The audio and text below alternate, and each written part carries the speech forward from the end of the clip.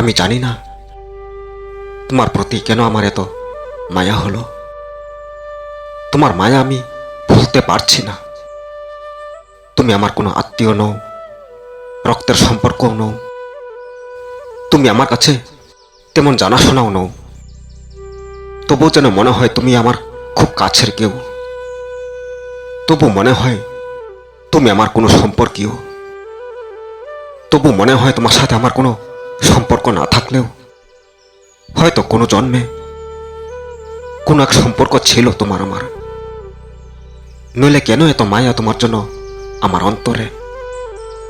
কেন তোমার প্রতি এত ভালোবাসা?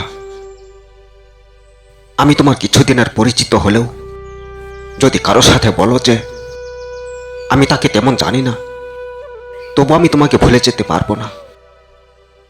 আমি আমি বলবো আমি তাকে জানি, তাকে চিনি। আমিও তোমাকে তেমন চিনি না, জানি না। তবু আমি বলতে পারবো না যে আমি তাকে চিনি না, জানি না। আমি কোনোদিনও বলতে পারবো না যে আমি তোমাকে ভালোবাসি না। আমি বারবার বলবো আমি তাকে না জানলেও, না চিনলেও আমি তাকে ভালোবাসি। তার জন্য আমার অন্তরে মায়া আছে। আমি বলতে পারবো না, আমি বলতে পারবো না তোমায় ভালো না বেসে থাকতে পারবো। আমার অন্তরে তোমার প্রতি এতই মায়া জমেছে, এতই ভালোবাসা জমেছে, আমি হিসেব করেও বলতে পারবো না। জানি না তুমি আমাকে কতখানি ভালোবাসো, জানি না আমার জন্য তোমার মায়া হয় কিনা। তবু আমার অন্তরে তোমার ভালোবাসা জমেছে। তবু তোমার জন্য আমার খুব মায়া হয়। তবে কেন আমার অন্তরে তোমার জন্য এত ভালোবাসা জমেছে আমি বলতে পারবো না। তোমার জন্য কেন এত মায়া হয় আমার এটাও বলতে পারবো না।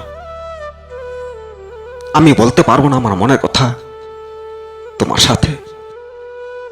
আমার মন কি চায়, কাকে চায়, আমি তোমাকে বুঝিয়ে বলতে পারবো না।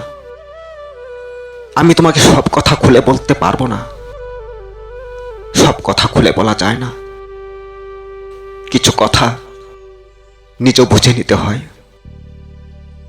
সব কথা খুলে বলা যায় তখনই যখন দুজনার মন এক হয়।